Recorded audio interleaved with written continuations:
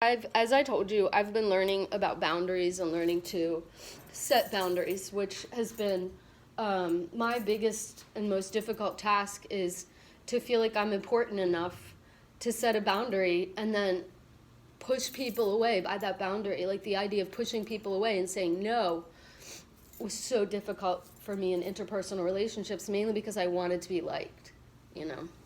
Wanting to be liked is a really dangerous thing to have inside of you.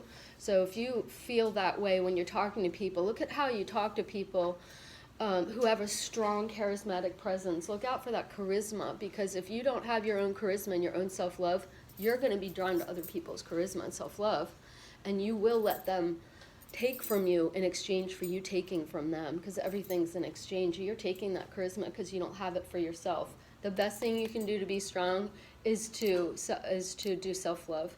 And self-love can be as simple as one thing that I do as a woman is every day especially when I really need it, as I'm taking a shower, and for men too, honestly, I shouldn't say just women because men have body issues too, is every part of my body that I'm washing, I tell it that I love it.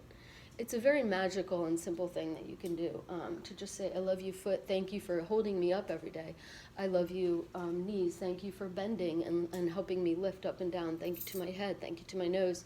And you'll start to really center on how amazing you are. Just how amazing you are. You're just amazing person. Everyone in here is amazing.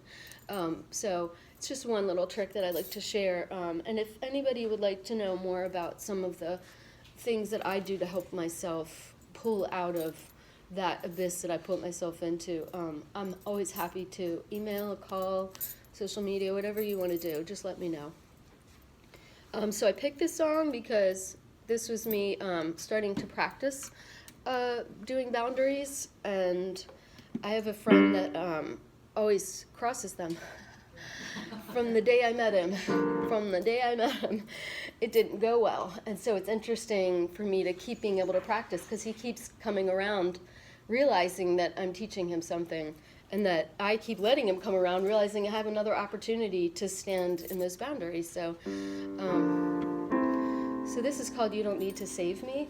And it's me noticing an abusive tendency in another person before it can go anywhere, which is that idea of someone telling you you're not okay. Someone telling you there's something about yourself you need to change because they say so. And it could be the smallest little thing. The second you see that, that's a red flag. And it's judgment. They're placing judgment on you, and no one gets to judge you. Even you shouldn't be judging yourself. So it's called You Don't Need to Save Me.